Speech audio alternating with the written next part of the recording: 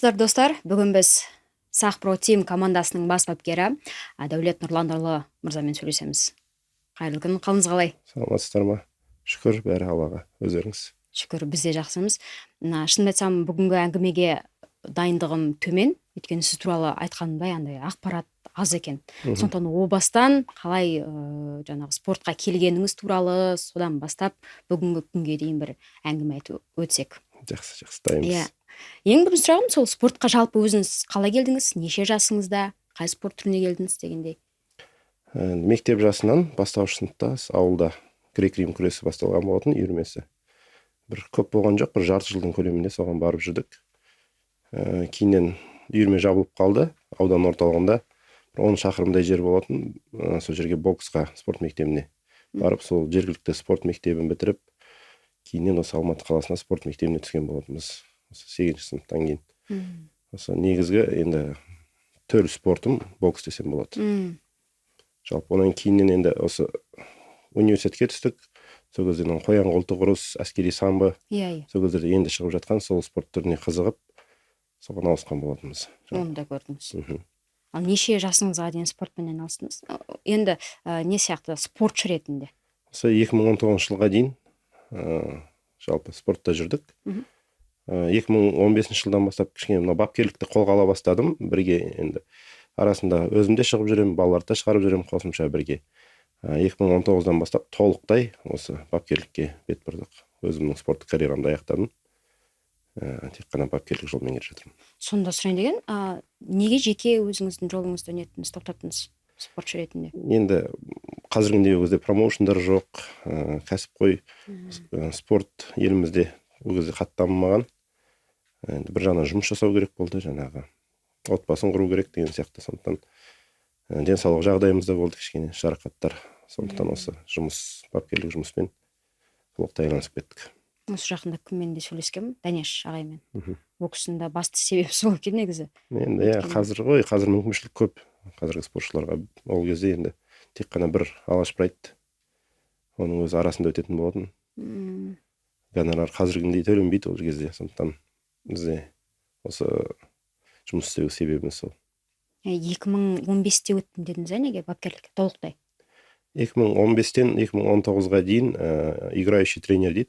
Бапкер боламын, балаларды дайындаймын, өзімде арасында шығып қоямын, сөйтіп араластырып.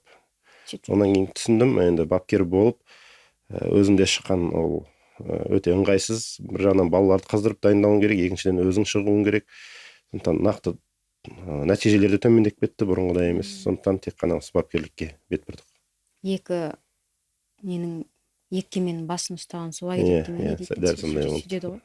Қиын. Ал қайсы спорт клубынан бастадыңыз, әлде өзіңіз жаттықтырып жүрдіңіз бе, қалай болды? Ең бірінші енді өзімнің бапкерім Жұмадилов Марат деген ағамыз, ол кезде Global Team деген зал болатын. Сол жерде бірге өзімде жаттығып жүрдім, және сол жерден бір уақыт алып балаларды дайындап жүрдім. Кейіннен нақты 2019-дан бастап осы елімізде алғаш құрылған бір кәсіпқой спорт клубтарының бірі болатын Намыс деген команда. Кезінде осы Асу Алмабаев, Арман Ашим сияқты мықты қазіргі спортшылар сол командадан шыққан. Бір мықты Алтынбек Бақтыгелдинов, Алтынбек Нағаз, Айдын Көдеков деген сияқты спортшылар сол командада бапкерлік карьерамды бастадым десе болады, кәсіби. Олар сол жақта бірінші бастаған екен ғой, ең бірінші сол командада. Сол жерде жаңағы Қабит деген ағамыз болған, сол команданың жаңағы жетекшісі, жаңағы демеушілік жасап тұратын арасында сол жерде болған болатын.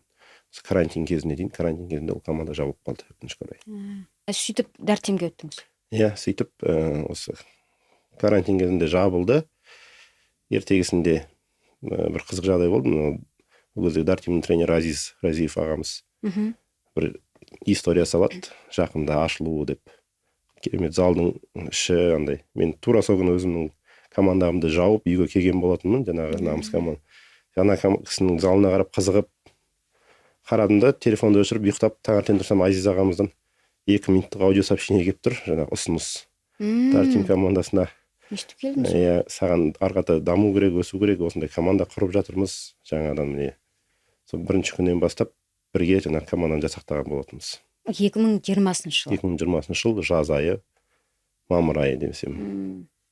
Карантин кезі ғой шамамен. Сонда кімдер Айдын Көдек, Асу, олар бұрын жаңағы намыс клубында Жаңа болды Асу деп енді намыс клубында келіп кетіп жаңағы өзінің жаңағы джиу-джитсудан да шығып жүрді, оның бапкері басқа болды. Намыс командасының атынан да шығып жүрді. 2-3 команданы бірге алып жүрді. Негізі енді Айдын, жаңағы Болат Аманбеков дегендер, Ұлан Тамғабаев деген спортшылар менімен бірге келді. Дартим командасын өзіммен бірге алып келдім. Енді Дартимдегі жолыңызды айтып берсеңіз, қанша жыл болдыңыз? Дартимда сол 2022 жылға дейін 2 жыл, тура 2 жыл жұмыс жасадым. Басталған күннен бастап. 2 жыл ма? Одан көптеу ма деп ойлағанмын негізі. Мен солай ойлағанмын. Енді 2 жылда істелген жұмыстың көлемі өте көп болды. Енді бірақ таза 2 жыл ғой. 2020 жылдан жасынан 2022 жылдың жаз айына дейін толықтай 2 жылдай жұмыс жасадық сол жерде. Сол жердегі жұмысыңыз туралы айтып берсеңіз, кіммен де жұмыс істедіңіз ғой, кім еді? Жұман Жұманбеков. Шафкат ол кезде де келген шығар. Шафкат 2023-те келді. Жоқ, қателесем, 2021-де келді. 2021-де келді. Дамир Исмағұлов келді сол жылы. Ал Жұман, Асу, жаңағы Фаниль Рафиков бірінші күннен бастап осы Дартимнің ашылуынан бастап, Айдын Көдеков, осы 4 спортшы негізі келісім шартта болған болатын. Кейіннен Жұман екеуміз бір уақытта кеттік десе де болады ол командадан. Енді кету себебім өзімнің жұмысымды аяқтадым. Мен өзім арғата дамуым керек, бір орында тұрып қалмауым керек. Сондықтан өзім жаңа командаға бет бұрған болатын. Естуімше, мен Азиз ағамызбен сөзге келіспей қалдыңыз деген. Жоқ, ондай ешқандай әңгіме болған жоқ арамызда. Еркекше қолымызды беріп, мен өзім айттым, осындай арғата жылжуым керек. Өзімнің идеяларым бар, бөлек. Ол жерде мен главный тренер болған жоқпын ол жерде. Сондықтан айттым, осындай жолым бар еді. Рұқсатыңызды беріңіз деп қол алысып кеткенбіз. Арамызда ешқандай кикілжің, ешқандай әңгіме болған жоқ. Ол кезде Эдуард бар ма еді? Эдуард Базаров болған. Үшеуіңіз болдыңыз, иә? Үшеуміз, одан кейін бразилиялық есімі ұмытып тұрмын, Серджо деген жігіт күрестен 4 бапкер болдық. Ол жігіт бразилиялық бір жарты жылдай жұмыс жасады ғой, қателеспесем командада. Кейін Дартимнен қайда өттіңіз? Кейін Дартимнан осы Сақ протеин залына өттік. Ол кезде Сақ протеин залы ең басында Дартим Алатау болып ашылған болатын, филиалы ретінде. Филиалы ретінде осы Алматы аренаның маңайында. Одан мен кеткеннен кейін толықтай атын өзгертіп, Сақ командасын жаңадан жасақтап, бірінші күннен командада тек қана Жұман Жұмабеков бар. Содан сіз бар, Дидар ағамыз бар, команданың жетекшісі. Үшеуміз отырып, жаңадан команда жасақтап шығардық. Мен ол баста бүйтіп ойлайтын едім, жаңағы Дидар ағайдың несі жобасы деп, сізді шақырды деп сөйтіп ойлағам негізі. Енді сол кісінің жобасы, бірақ жаңағы команданың атын Дартим Алатау деп ашқан ғой, Дартимнің. Негізі толықтай Дидар ағаның жобасы, Сақ командасы. Басшысы Алидар аға болмаған ба сонда? Жоқ, Алидар аға болмаған. Филиал болған болса деген. Ол кісі тек қана Дартим деген жаңағы атауын ғана алған болатын болды. Қалған толықтай Дидар ағаның өзінің жобасы десек болады. Сөйтіп кім? Жұман Жұмабеков бар, одан кейін Мақсат Есболатов қосылды, Асан Сұлтанов қазіргі осы найзаға шығып жүрген жауап. Ақырын біртіндеп команда жасақтай бастадық. Енді қазір Аллаға шүкір, кәсіпқой спортшыларының өзі 35-40-қа жуық спортшы бар, кәсіпқой деңгейде шығып жүрген. Біз негізінен енді 3 бағытта жұмыс жасауды бірден 3 бағытта бастадық. Ол кәсіпқой бокс, кәсіпқой ММА және де кулачный бой кәсіпқой деңгейде. Осы 3 бағытты бірдей қатар алып жүрдік. Бірнеше бапкерлер жинадық. Мен өзім басында осы боксқа да, кулачкаға да, ММА-ға да шығарып жүрдім, араластырып. Кейін адам саны көбейгеннен басқа да бапкерлерді жұмысқа алып, тек қана қазір ММА жаттықтырудамын. Ал Дартимдіктермен қарым-қатынас қандай? Қазір қарым-қатынасымыз жақсы, бірге арасында жаттығу жасап тұрамыз. Арасында мысалы қазір Дартим командасына бірнеше спортшымызды жібердік, Асу Алмабаевқа көмектесуге. UFC-ға дайындалып жатыр, сондықтан арамызда ешқандай не жоқ, тек қана достық қарым-қатынас, тәжірибе алмасып тұрамыз арасында. Енді Сақ туралы сөйлесек, жалпы 2022 жылдан бастап ашылды деп отырсыз ғой. Содан бері енді бастапқы жолын білмеймін, тарихын аса білмеймін, бірақ соңғы жылы сақтың деңгейі жақсы өсіп келе жатқан сияқты. Енді оның бәрі тек қана спортшылардың арқасы емес, біріншіден бапкерлердің арқасы. Спортшылармен дұрыс жұмыс істей алуында. Әрине. Енді сол туралы айта өтсеңіз, жалпы сіз өзіңіздің жаңағы тактикаңыз қандай? Жаңағы кімдермен, спортшылармен жұмыс істеуде қатаң ба әлде әркімге әртүрлі ма, қалай? Енді жаңадан ашылғанда және айтып өткендей бір 2-3 спортшыдан ғана бастадық деп айттым ғой. Дидар ағамыздың бұл жерде ең бірінші бізді бапкер болып келгенде сол жерге оқытты бізді. Шетелге жіберді. Квалификацияны көтерді. Өзіміздің немізді, деңгейімізді көтердік. Жаңағы әртүрлі, жаңағы бокс, кәсіпқой бокстан, ОФП, качка дейді, жаңағы сондай жағынан жалпы қазіргі витамин, жалпы жан-жақты оқытты бізді. Өзінің қаражатын төлеп, жаңағы Москваға жіберді, 4 ай оқып, сол жақта, осы жақта онлайн курстар сатып алдық. Әлі күнге дейін біз шетелден жаңағы әртүрлі жерлерден, Америкадан болсын, Ұлыбританиядан болсын, курстар сатып алып оқимыз, ең бірінші. Енді бізде ең бірінші жүйе дұрыс құрылды десек болады, команданың ішінде. Дұрыс жүйе құрылды, және де бапкерлердің ойын өзгерте білді де. Жаңағы біз енді бұрындары ойлайтынбыз, біз енді кезінде өзімізде шықтық, анда-мында бапкер болып жұмыс жасадық, бәрін білеміз деген сияқты ой болды. Кейіннен жаңағы курстар сатып алып оқи бастағаннан кейін білмейтін нәрсеміз көп болып шықты. Сондықтан жаңа методикамен спортшыларды дайындап бастадық бірнеше бағытта. Әртүрлі. Солай ол методика өзінің нәтижесін тезірек берді десек болады. Негізгі бастамасы солай басталған болатын. Өзімде кезінде жаттықтым деп отырсыз ғой. Сол сұрақты қоймай кетіппін. Өзіңіздің мансабыңыздағы, спорттық мансабыңыздағы есте қалған жекпе-жек? Бокстан болсын мейлі? Есте қалған жекпе-жектер көп. Ерекше дейтіндер? Ерекше дейтін енді бір өзімнің бапкерімнің қателігінен бір ұтылып қалған болған кезең. Сіздің бапкеріңіз? Өзімнің бапкерім ортада жаңағы төреші болып тұр. Қарсыласты мен енді негізі сол жерде ұйықтатып тастаған болатын қылқындырып. Бірақ бапкерім қарсыластың байқамай қарсыласты оятып жерген, сөйтіп оятып жеріп, жаңа ұйықтап жатқан жерін көрмей қалған ғой енді. Сөйтіп оятып жеріп, мен қайтадан төбелестірген кезде ұпай санымен ұтылып қалған болатын. 1 ұпайға ма айырмашылығымен. Сол негізі бір үлкен бір жерге отбор болып тұрған ол жарыс. Әлем біріншілігіне десе болады. Бақ шаба ма, бап шаба ма дейді. Сондай бұл бір. жағдай кәдімгідей әсер еткен ғой онда. Енді нәтижеге деген ғой. Өзімізге керегін алдық ол жерден де. Ең бірінші тәжірибе алдық қой. Өкпелеген жоқсыз ба?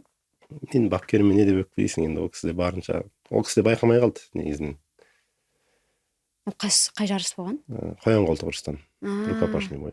Енді сол спорт Енді бастап жатқан кез 2013 жыл ойдым шамамен. Сіздің бапкеріңіз сізге қолданған жаңағы тактика болсын, жаңағы үйрету болсын, сіз содан қандай сабақ алдыңыз? Өзіңіздің оқушыларыңызды қалай тәрбиелейсіз? Сол үлгіден. Енді сол кісінің кезінде қолданған менің бапкерім негізінен карате спортынан шыққан. Аяқты менің бокстан ауысып барғаннан кейін мен аяғым мүлде тебе алмайтын болған негізі. Сол бір 3 айдың көлемінде менің аяғымды әдемілеп қойып берді ғой. Өйткені өзінің методикасы ерекше. Жаңағы әртүрлі жаттығулар жасайды. Ол жаттығуларды көп жерден байқамаймыз негізі. Сол кісінің жаттығуларын мен арасында қолданып тұрамын қазір әлі күнге дейін. Әсіресе осы аяқпен тебу техникасын үйренетін кезде сол кісінің техникаларын әлі күнге дейін қолданып тұрамын балалар. Және нәтижесін беріп жатыр. Жылдам, тез арада аяқты жақсы қоюға болады екен сол кісінің методикасымен.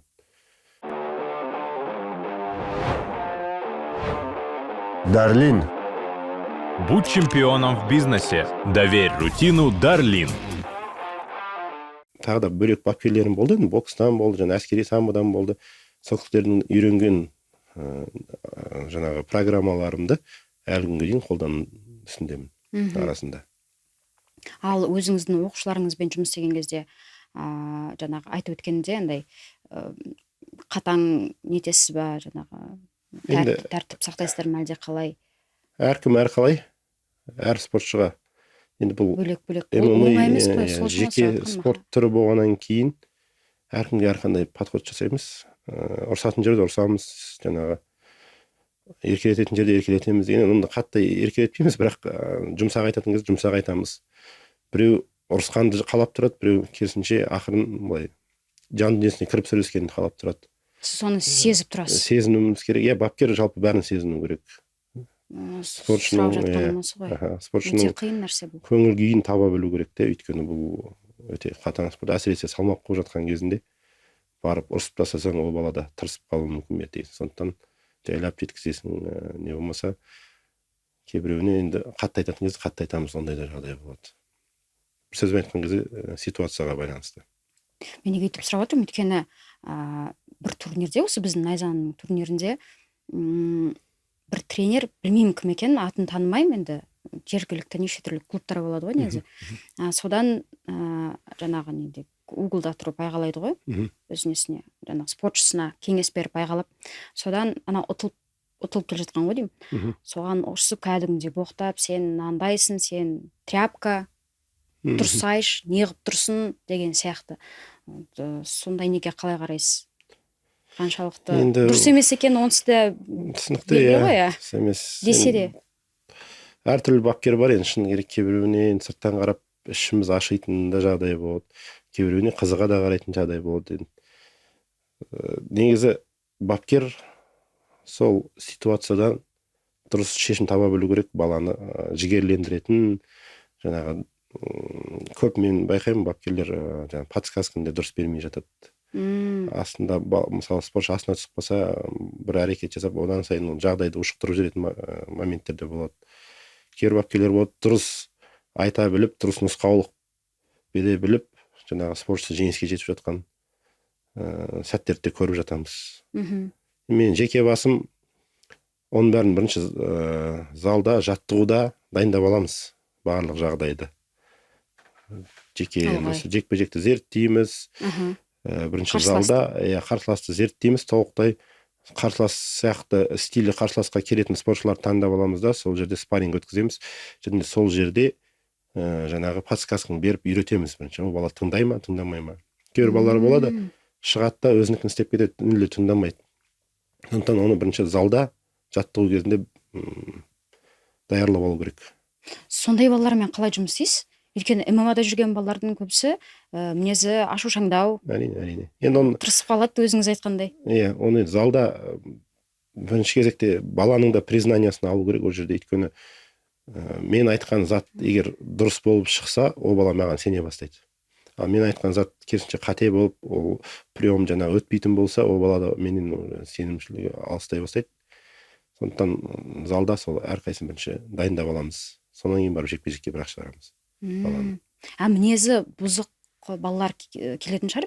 Әрине, әртүрлі балалар келеді. Солармен қалай жұмыс істейсіз? Өйткені олар о бастан не десең де, қандай сөз сөйлесең де тырысып қалатын болар. Мен сыныптастарым болған сондай. Содан есімде қалды да. Ондай бірінші жаттығу кезінде көреміз ғой, баланы көреміз.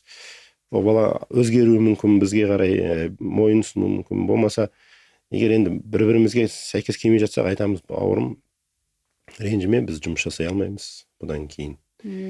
Сондай болды ма, сондай жағдайлар? Ондай жағдайлар болған, Сен оданша басқа залға бар, или басқа тренерге бар. Біздің жолымыз, менің ұстанымым мынандай, сенікі мынандай, екеуміздің бір-біріміздің мүдделеріміз сәйкес келмейді дейміз де, сол жерден қол алысып, басынан бастап шешіп аламыз. Ал осы уақытқа дейін, енді сақтала берейікші мейлі. Осы уақытқа дейін 2022-ден бастап бүгінгі күнге дейін мінезі қиын бала, бірақ өте дарынды дейтіндей адам бар ма? Кішкене қиын онымен жұмыс істеу, бірақ десе де дарынды болғаннан кейін бір әйтеуір дегенде бір тіл табысып, жетістікке жетіп жүрсіздер дейтіндей адам бар ма? Енді мінезі қиын деп айта алмаймын. Асан Сұлтанов кішкене мінезі ауырлау ма не? Негізі мінезі ауыр, бірақ мені тыңдайды, менімен жақсы жұмыс жасайды. Басқа бапкерлермен жұмыс жасай алмайды. Арамызда екеуміз жақсы тіл табысып, енді өйткені Асан Сұлтанов келген бірінші күннен бастап жаңағы менің айтқан тактикам жемісін берді де, ол жігіт соны маған толықтай сенетін болды. Авторитет жиналды дейсіз ғой. Асан жаңағы екінші жекпе-жекке шықты, үшінші жекпе-жекке шықты, тура айтқандай істеп шықты, нәтижесін берді. Енді сондықтан Асанмен солай жұмыс жасап кеттік. Жаңағы ол арасында менімен келіспей нетеді, жаңағы спорить ететін моменттер болды. Мен Асан осындай емес деп, кейіннен мен айтқаным дұрыс болып шыққаннан кейін ол келіп өзі кешірім сұрап, мойындап, осылай істегеніміз дұрыс болды деп, сөйтіп бір-бірімізге деген. Қазір енді бір шамамен бір 9 жекпе-жек өткізді ғой, жаңағы кулачкасы бар, ММА бар, қосқан кезде барлығында жеңіске жетіп келе жатыр. Айтпақшы, сол Асан туралы сұрайын деген негізі. Реті келіп тұр, бірден сұрай салайын. Қаншалықты белбеуге дайын деп ойлайсыз? Асан екеуміз қазір келістік. ММА ережесімен шықпайтын болды ол. Өйткені оның жарақаттары көп. Өте бір ауыр жарақаттары бар.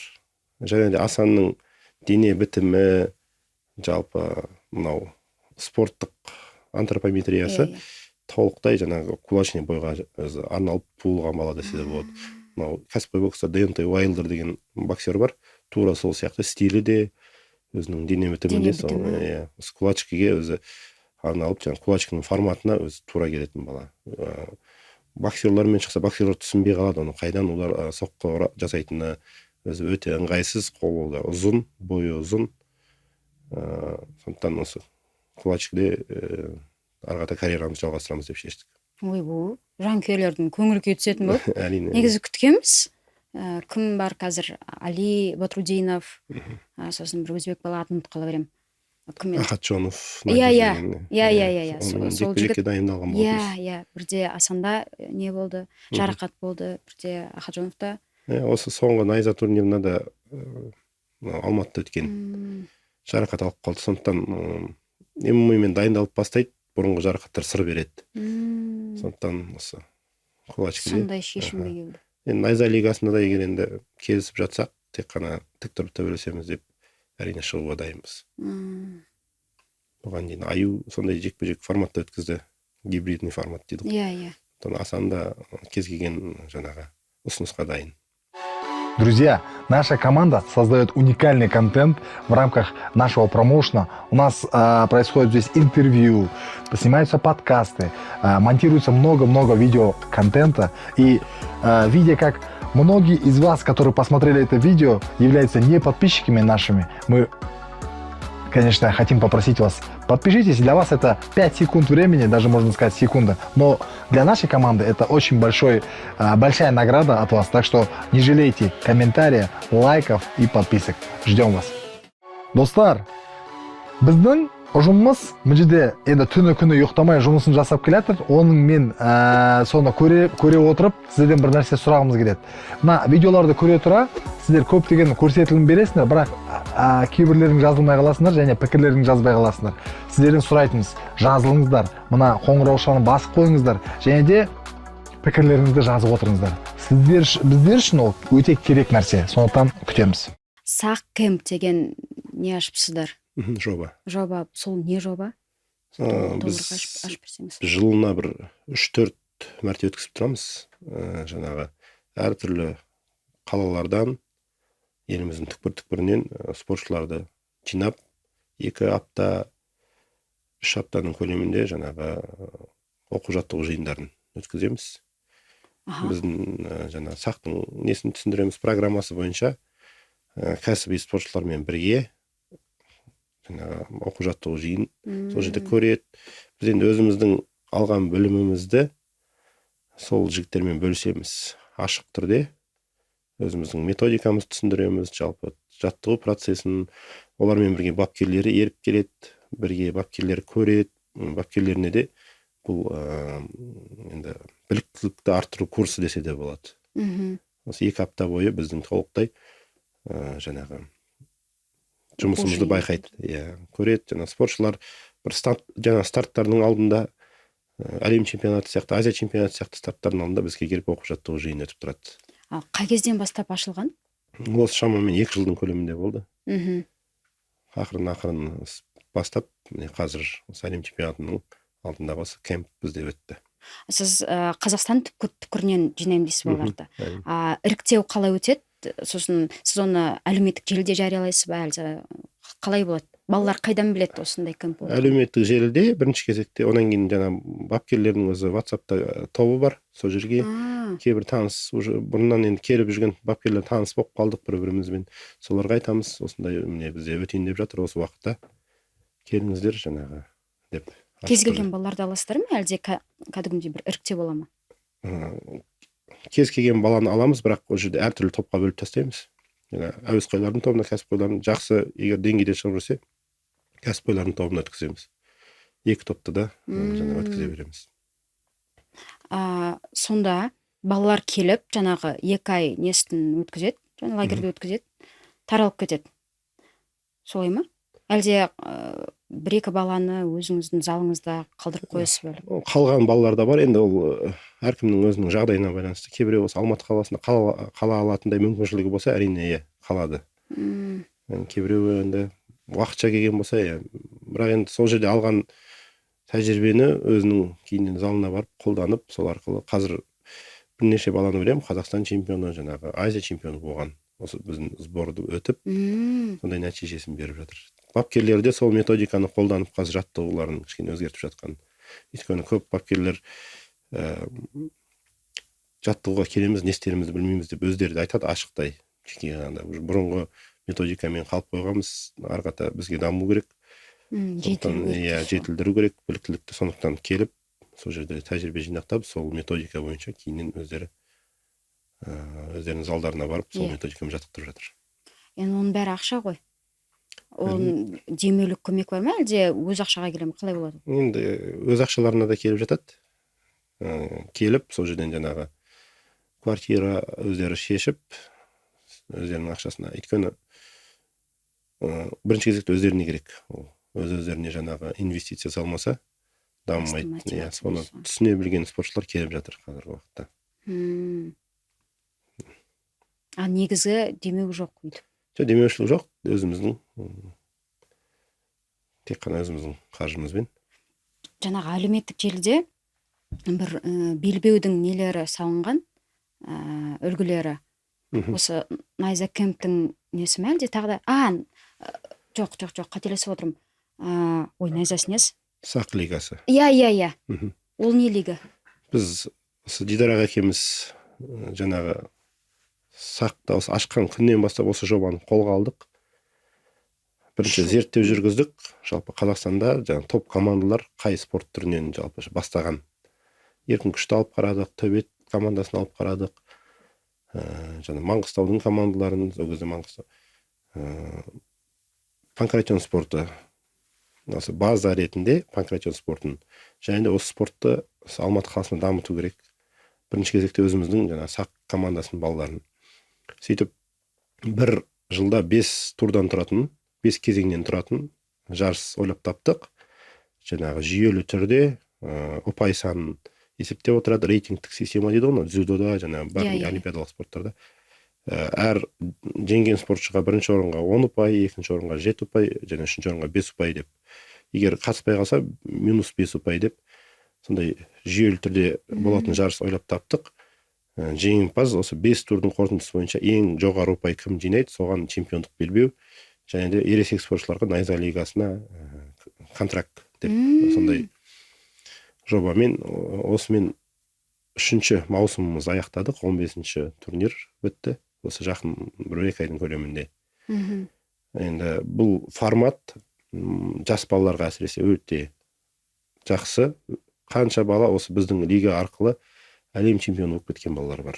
Азия чемпионы болып кеткен балалар бар. Лиганың тәжірибе жинақтап. Мысалы, бірінші турда ұтылып қалса, екінші турда дәл сол қарсыласына арнайы дайындалып келіп отырып жатып, жаңағы бір-бірлерімен ұпай санап жарысып, кәдімгідей соңғы турға дейін жаңағы интригамыз сақталып тұрады. Соңғы турда осы көп нелерде жағдайда соңғы турда кім чемпион болады, сол жаңағы поезд ұтып кеткен балалар бар. Қарап отырмынша кәдімгідей еңбек. Әрине. Жаңағы сақ кемп болсын, панкратион лигасы болсын, кәдімгідей еңбек. Бұның бәрі ақтала ма? бір Өздеріңіз жағынан енді үшін? біз қаржылай ақталмаса да басқа жағынан ақталады. Балалар өсіп жатыр сол арқылы. Бірнеше бала осы лига арқылы кәсіпқой деңгейге шығып, кәсіпқой деңгейде қазір жақсы өнер көрсетіп жүрген балалар бар. Осы лиганың арқасында. Бізге енді база керек деп айттым ғой жаңа. Балаларды қай жерде өсіреді? Балалар жарыста өседі. Тек қана залда баланы дайындай берсеңіз, ол нәтиже көп болмайды. Сондықтан осы жарыс арқылы, бір-біріне жаңа конкуренция арқылы осы балаларды өсіріп, бірнеше баламыз әлем чемпионатының жүлдегері, чемпион болды осының арқасында. Әлем чемпионатын ұзып жүрген бала осы кәсіпқойда бірден жақсы деңгейде бастайды. Сондықтан осы жобаны ойлап тапқан болатынбыз. Кәдімгідей еңбек. Оны былайынша енді сақ командасын білемін ғой, бірақ десе де андай терең сұрасаң, осындай неше түрлі жаңағы нелер шығып жатыр да. Жаңалықтар біз үшін. Оны білетін адам бар, білмейтін адам бар. Иә. Кәдімгідей еңбек. Таңғалып отырмын негізі. Кәдімгідей еңбек. Жаңағы келесі, жоқ, осы аптаның соңында, балалар Бразилияға кетеді. Бразилия еліне аттанады. Сол чемпионат туралы айтып берсеңіз, әлем чемпионаты қателеспесем. Әлем чемпионаты гамма нұсқасынан Бразилия елінде өтеді. Бір шамамен 50-ге жуық мемлекет қатысады деп отыр қазір енді. Қазақстан осының алдында Индонезияда өткен әлем чемпионатында командалық есепте бірінші орын алған болатын. Иә, құтты болсын. Енді осы жолы сол нәтижеден түспеуіміз керек, одан да жақсы нәтиже көрсетуіміз керек. Сақ өзіміздің орталықта оқу жаттығу жиыны өтті, 2 апталық. Спортшылардың басын қостық. Және де Бахрейн елінде Азия чемпионаты өтеді. Азия ММА ассоциациясының осы 2 жарысқа дайындық жасап, міне соңына да келді. Бұйырса осы жұма күні аттанатын болады. Осына жақсы барып, күшті нәтижемен келсін. Аумин. Сосын келесі сұрағым JCK жайлы. Сол лигаға, жалпы сол лига туралы жақында ғана естігем. Негізі жеке өз басым. Қытайдың лигасы екен, өте мықты лигалардың бірі. Медикаларын жақсы дамытады екен. Біздің қазақ спортшылар сол жаққа баруды жөн көреді. Осы соңғы 1-2 жылда Қытай ашылып бастады ғой бізге. Сол JCK лигасы бізге JCK лигасының спортшылары келіп, Қытайның, Қытай елінің азаматтары, ұлты қазақ, қандастарымыз келіп, бізге оқу жаттығу жиынын өткізіп бастады. Ең бірінші осы Ораз деген жігіт келіп, танысып, осы араларында үлкені сол екен, Қытай қазақтарының арасында. Бір Құрманжан деген бауырымыз бар еді, соны дайындап берсеңіз, осындай JCK лигасының чемпиондық белбеуіне таласады. 2 ай. Сізден көмек сұрады былайша. Менен кеп көмек сұрады. Айттым, әрине келсін, көрейік. Сөйтіп Құрманжан бауырымыз дайындадық, жекпе-жекке 5 раундтық қарсыласы Қытай елінің 1-ші номерлік спортшысы болған, ұлты Қытай. Өте мықты. Бұрындары Құрманжан сол балаға ұтылып қалған екен. Содан кейін дайындап, Құрманжан жақсы нәтиже көрсетіп, 3 раундтың көлемінде қарсыласын досрочно жеңді. Чемпион атанды. Одан кейін енді арамызда бір-бірімізге деген сенімділік пайда бола бастағаннан кейін басқа да Қытай елінен қазақ жігіттер келе бастады. Бірінен кейін бірі келе бастады. Қазір бір 20-ға жуық бала жүр залда. Нартай деген 66 келінің чемпионы, осы гран-при жеңімпаз 1 миллион юань дейді, біздің ақшаның 70 миллион теңге. Соның жеңімпазы келді. Али Мұратбекұлы деген 70 келінің чемпионы біздің қазір залда дайындалады. JCK лигасының 3 бірдей чемпионы қазір біздің өзіміздің орталықта. Одан бөлек басқа да сол лигада рейтингта жақсы жоғары тұрған бір 20-ға жуық спортшы бар. Қазақ бауырларымыз. Сөйтіп басталған екен ғой сіздерде. Ол енді лига өте мықты, әлемдік бір топ 10-қа кіретін лига. Иә, оқыдым. Мықты лига. Енді гонорары да жақсы, деңгейі де спортшыларды күтіп алу, өзінің жеке үлкен бір базасы бар, сол жерде аренасы бар, сол жерде өтеді барлығы. Сөзбен айтқан кезде деңгейі жоғары лига. Иә, оқыдым сол туралы. Сосын Сайран Нұрданбек, Мақсат Қайсар.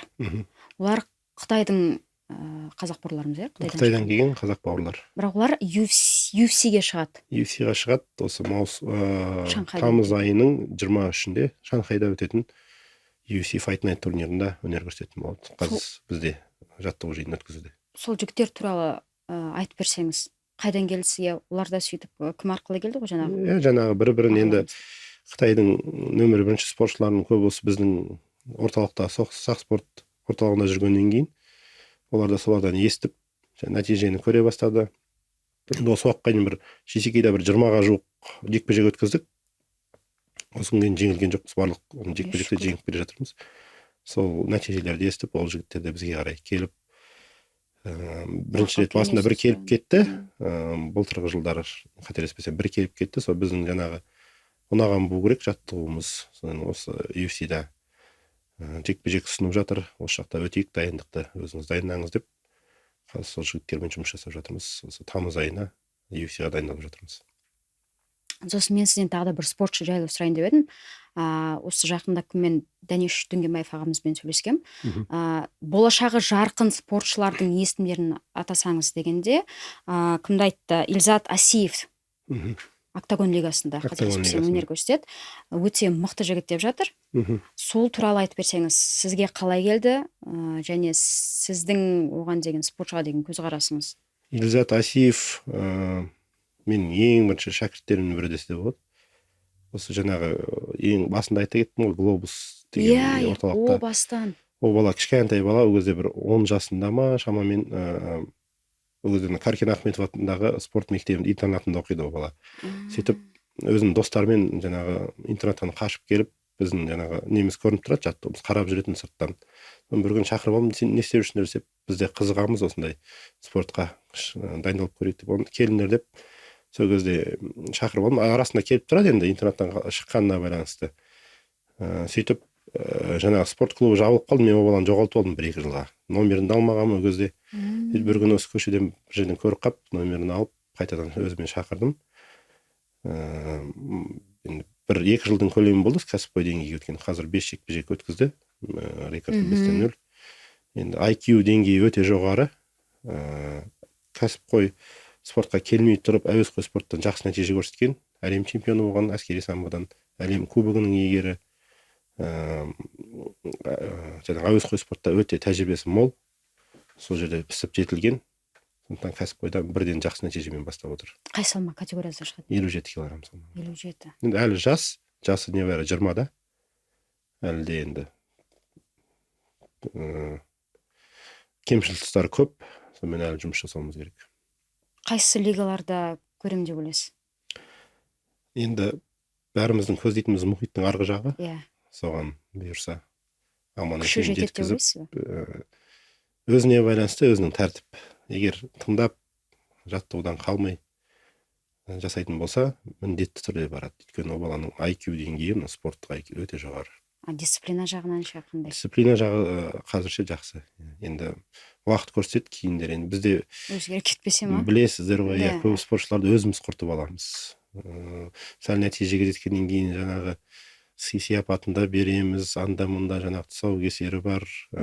Осы батырды бәрекелді құртады дейді ғой қазақта. Сондай нәрсемен біраз спортшыларды құртып алғанбыз. Өздеріңіз де естіп біліп жүрген шығарсыздар. Сондықтан мейлінше ондай нәрселерден сақтауымыз керек. Егер оның бәрінен жақсы өтетін болса, міндетті түрде әлемнің үлкен лигаларында өнер көрсететін болады. Соны қалай балаларға түсіндіресіз? Енді мысал ретінде де келтіріп айтамын. Не осындай спортшылар болған, осының өстіп кесірінен осындай қазіргі карьерасын қараңдар, бірден төмен кетті. Әсер ете ма? Әрине, өте көп әсер етеді. Кәсіпқой спортшы ол залдан тыс уақытта да өзін кәсіпқой ұстау керек, кәсіпқой деңгейде. Ешқашан естен шығармау керек. Уақытылы жатып, уақытылы тұрып, ішкен тамағы, оның жалпы бүкіл уақытын өзін дамытуға арнау керек. Бізде қалай? Көп спортшылар жаңа 1-2 жекпе-жек ұтады, немесе бір белгілі жергілікті лигалардың белбеуін атады да, спортшыны таппай қаласыз. 1-2 айдың спортшы тойларда жүреді, бір жерде біреудің бір көкпар беріп жатса, ол жерде жүреді, жаңағы. Одан кейін келеді, бірнеше килограмм салмақ қосып алады. Бұрынғыдай аш емес, өйткені жаңағы біреулер жылқысын сыйлап жүрген, біреулер қосымша ақша берген, машина мінгізіп жүрген, ол бала бұрынғыдай аш келмейді де, бір сөзбен айтқан кезде басқаша қарайды. Өзі де кішкене жұлдыз ауруына шалдығып қалады. Бұрынғыдай айтқан нәрсеңді тыңдамауы да мүмкін. Ондай да жағдайлар болып жатады. Мысалы, тек қана бізде емес, жалпы осы басқа да залдардан көріп жатырмыз. Мен найзаға ең бірінші келгенімде спортшыларға қойған сұрағым, саған не мотивация береді деп. Сол кездегі 90% жауап аштық деп. Сол кезде түсінбейтін едім, қандай аштық деп. Кейін уақыт келе түсіндім. Енді Аш болуың керексің шынымен де. Бірден тез көтеріліп кеткен жаман. Жүйелі түрде ұзақ уақытта сол кезде сол бағалай біледі де сонысын. Кейбір спортшылар тез нәтижеге жетеді де сонысын көтере алмай кетеді. Ондай өте жағдай көп. Семіздікті қоя көтереді. Соны өте көп. Біздің әсіресе осы біздің жергілікті спортшылар сондай бір жағдайларға көп ұшырап жатыр. Қыста бізде найза кэмп реалити жобасы өткен, сол жерде сіздің балаларыңыз қатысқан. Солардың өнерін бағаласаңыз және қарныңыз тойды ма деген жауап. Қателеспесем осы бірінші кезең, екінші кезеңнен бастап қатысты ғой деймін балалар, өйткені біріншісінде команда толықтай жиналып үлгермеді ма. Бірақ соңғы нәтиже бойынша командалық бірінші орын алыпты. Сақ командасын. Енді жақсы нәтиже әрине. Ол жерде командалық бауырмашылықты байқадым мен. Бір-бірі үшін жаңағы эстафета болсын, қандай ойындар болсын, бір-бірі үшін жаңағы жанын беруге дайын. Өте бір жақсы нәтиже көрсетті десем болады. Ол сіздің еңбегіңіздің арқасы екенін түсінесіз бе? Олардың бауырмашылығы. Әрине. Команданың ішінде жақсы бір атмосфера қалыптастыру, ол несі бапкерге байланысты. Артық жаңағы интрига әңгіме жібермей, бір-біріне деген енді көзқарасты дұрыс болуын қатаң түрде қадағалап отыру, ол бапкердің жұмысы. Ұрысатын жерде ұрысып, мысалы біреу туралы бір сөз айтатын болса, ондайым болмайды деген сияқты ескерту жасап, жаңағындай арасында бір іріткі салатын спортшыларды командадан алып отырамыз. Сондықтан тек қана бір жақсы балаларды ғана қалдырып. Құмалақ қарын мәтшіктер. Әрине, өте ондай бұрындар естіп те көріп те жүрміз ондай жағдайларды.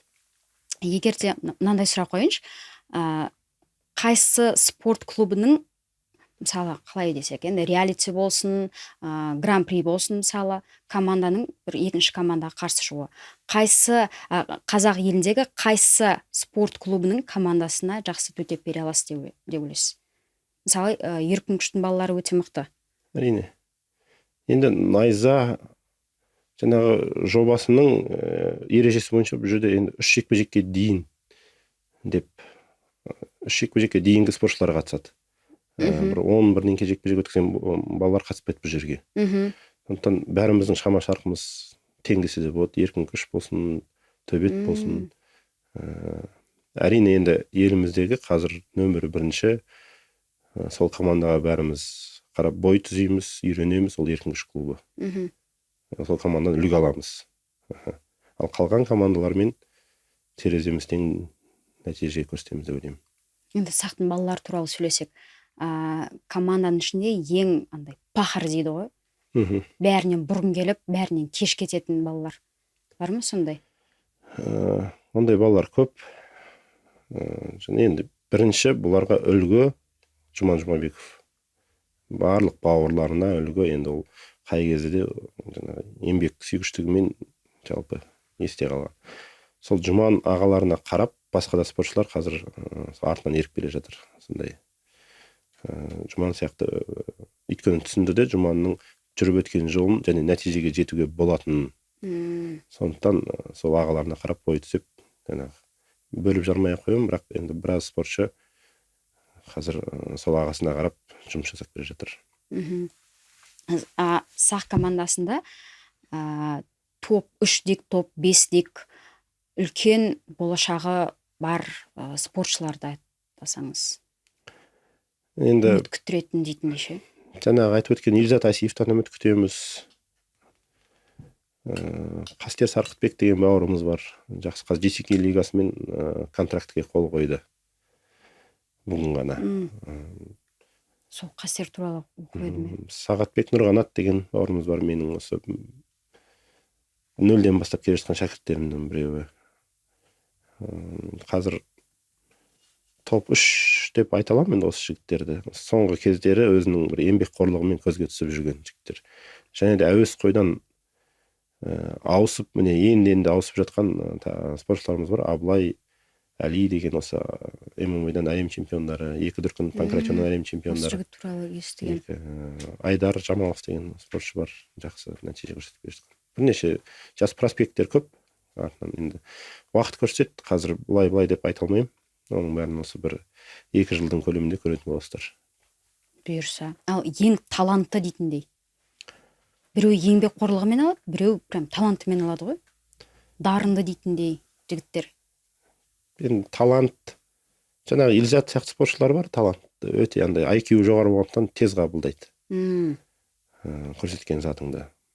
Кім? Илзат Асиев бар. Жаңағы сол атап өткен спортшылар бар. Әли Мұсақұлов деген жақсы IQ, жақсы деңгейде өзін сабағында жақсы оқиды. Қазгуды неге бітіріп жатыр, қызыл дипломға бітіріп жатыр екен. Қазір сол сияқты спортшылар бар. Бірген айтқан көрсеткен затыңды қағып алатын. Бірақ тек қана талантпен тоқтап қалуға болмайды, осы арқада еңбектену керек. Әрекет ету керек дейсіз. Әрекет ету керек, міндетті түрде. Енді спорт туралы сөйлестік. Енді кішкене жеке өзіңізге өтсек. Парақшаңыздан көріп отырмын, өзіңізде бірнеше баланың әкесіз.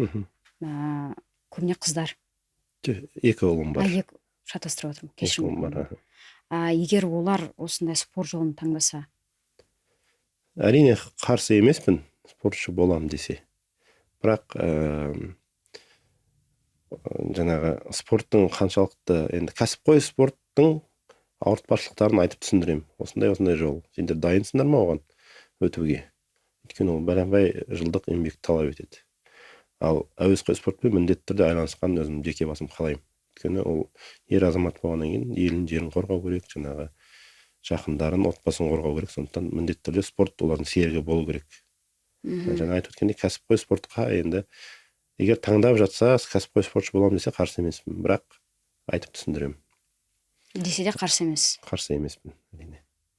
Ал қыз бала осындай спортқа барам десе ше? Мен жеке басым қыз балаларға қарсымын. Кәсіпқой спорт, спортпен айналысқаны дұрыс, өзі үшін, денсаулығы үшін.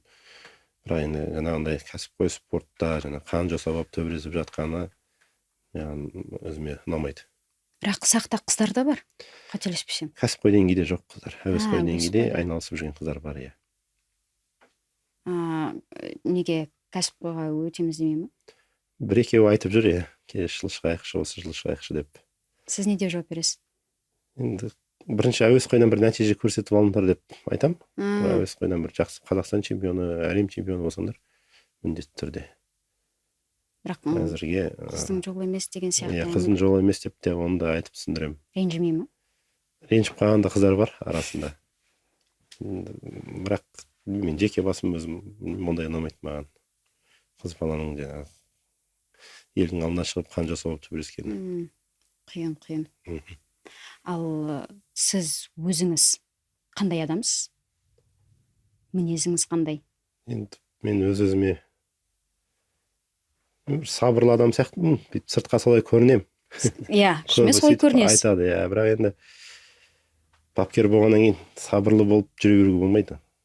Ашуланатын кезде ашуланасың, мінез көрсетесің. Жаңағындай кәсіпқой деңгейдегі спортшылармен жұмыс жасағаннан кейін мінезің болмаса, ол спортшылар тыңдамай кетеді, иә. Жарыстарға барғанда әсіресе әуесқой деңгейде жарыстарға бапкердің мінезі болмаса, жаңағы командасымен өзінің шәкіртімен қосып тұрып, жаңағы подсудка дейді ғой, подсудкасын да жасап жібереді, командасында алып тастайды, басып тастайды. Сондықтан міндетті түрде ондай жерде мінез көрсетеміз. Әрине енді өзінің орнымен бәрі. Ал жаңағы неде жұмыстан кейін келіп үйде мінезіңізді көрсететін әдетіңіз болмай ма? Үй мен жұмысты бір-біріне араластырмау керек енді. Қолыңыздан келе ме? Арасында келіп жатады, арасында енді ашуға беріліп қоятындай болады әрине. Енді ол жерде сіздің келіншегіңіздің еңбегінің арқасында ғой енді сізді сабырға келтіретін. Әрине, келіншегім өте сабырлы. Өзі Алла тағала өзі солай қосып қойған ғой деймін өзі. бір бірімізді толықтырып тұрамыз, кемшіл тұстарымызды. Менің осы кезде өстіп жүргеннің арқасы сол келіншегімнің де еңбегі ғой. Өйткені үйде бір жылулық болмаса, үйде бір жан дүниең тыныш болмаса, жұмысың да жүрмей қояды. Сондықтан келіншегіме рахмет. Енді ол да несібе, ол бір-біріне байланысты Бүгін жалпы өзінің туған күні. Құтты болсын. Құтты болсын, туған күні. Қалай таныстыңыз? Бауыры болатын, соны маған залға алып келді. Ақыры спорт дейсіз ғой. Осы залда, намыс клубында інісін маған алып келді. Сол жерде танысып, кейіннен бір күн инстаграмнан өзі жазып тұр, бауырым жаттығудан әлі келмеді үйге деп. Сөйтіп содан арқата әңгімеміз жарасып кетті. Ол кісінің мінезі сабырлы дейсіз. Сабырлы. Жақсы. Әр адамның өзінің жолы бар. Десе де өмірлік тәжірибеме қарасам, әр адамның өз жолында қандай да бір қиыншылығы болады. Сіздің өміріңізде мынадан бас кешкенде кәдімгідей қиналдым дейтіндей сәт болды ма? Енді әрине әлі күнге дейін қиындықтар бар ғой. Бәрінде әркімде оны жеке айта бермейсің. Көбінен жаңағы үйлендік, отбасылы болдық. Қолымызда ештеңе жоқ, тұратын үйіміз жоқ деген сияқты, мінетін машинеміз жоқ. Әйтеуір бәрін бірге келіншегіміз екеуміз еңбектеніп, қазір осы күнге дейін жетіп келе жатырмыз, Аллаға шүкір. Сондай енді әртүрлі жағдайда қиындықтар көп. Оның әрқайсысын бүйтіп айта бермейміз ғой. Айтпақшы, осы туралы сұрайын дедім. Жаңағы сақта сіз өте көп еңбек етесіз. Өте көп. Неше түрлі лига ашып жатсыз, басқа қылып жатсыз. Ол энергияны да, уақытты да, бірталай ресурсты талап етеді. Бірақ одан қаржылық көмек жоқ, түсініп отырғанындай. Соған сіздің келіншегіңіз не дейді жалпы? Өйткені енді қаражат деген ол отбасының несі ғой енді? Басты тірегі ғой енді? Енді қаржылық көмек болғанда өзіміздің айлығымызды алып жатырық, Аллаға шүкір. Істеген еңбегімізге қарай. Балаларды жекпе-жекке шығарсақ, олардың да өзіміздің бір пайызымызды алып жатырық ол жерден. Бірақ келіншегім маған сенеді, болашағымызға сенеді. Үйдегі соңғы ақшаға курстар сатып алғанда да мені қолдаған. Болашақта бұл жемісін береді, міндетті түрде оқы деп өзінің поддержкасын берген. Соның жемісі ақырын қазір болып жатыр. Шүкір. Қайталап өтейін енді, ерді ер қылатында, жер қылатында ел деген рас екен. Командалық жұмыс неде болса. Еркектің басын төргеде, көргеде сүйрейтін әйел адам дейді ғой. Келіншегіңіздің қайсы қасиеттері ұнайды сізге? Ең ерекше дейтіндей. Сабырлыққа көп шақырады. Қиналған сәттер болады. Жұмыста бір келеңсіз жағдайлар болады, сол кездерде өзінің поддержкасын беріп отырады. Бәрі жақсы болады деген сияқты. Қолдауы ма? Оның өзі біз үшін кәдімгідей бір жігерлендіріп жібереді. Жақсы екен. Алып қосарым жоқ жеке өзімнің. Егер жаңалықтарыңыз болса, немесе бір айтар сөзіңіз болса. Жаңалық алдыда күтіңіздер, бұйырса. Біз енді бастап жатқан командамыз. Бұйырса енді балаларымыз, проспект спортшылар көп залда. Бұдан ары қарай да жақсы нәтижемен қуантамыз деп ойлаймын. Елімізді жалпы спортшыларды жалпы жаңа деңгейге алып шығамыз деп ойлаймын. Әзірге алды осы жаз айының соңына дейін бір 12-13 жекпе-жек сақ командасында жоспарланған. Сол жекпе-жектермен абыроймен өткіземіз деген ойдамыз. Берсін. Осымен болдық. Көп рахмет сізге келгеніңізге, өстіп бөліскеніңізге. Өйткені сізді сырттай былай білем. Бірнеше рет көрістік десе де, қандай бапкер екеніңізді естідім, бірақ өз көзіммен көріп, сіздің аузыңыздан соның бәрін естігім келген. Өте еңбекқор кісісіз. Жалпы командаңыз да сондай. Өйткені айтқанымдай соңғы жылы сіздің командаңыз туралы естуім көп. Сақ деп өте көп айтылып жатыр. Деңгей жақсы көтеріліп жатыр. неше түрлі нәрсе ұйымдастырып жатырсыздар. Сондықтан алла жолыңызды ашсын, бәрі аман есен бұйырсын. Сол жүздесейік, жүздесе берейік. Рахмет сіздерге де өстіп шақырғандарыңызға, жұмыстарыңызға сәттілік. Әмин, рахмет. Осымен достар, біз болдық. Келесі жүздескенше сау болыңыздар.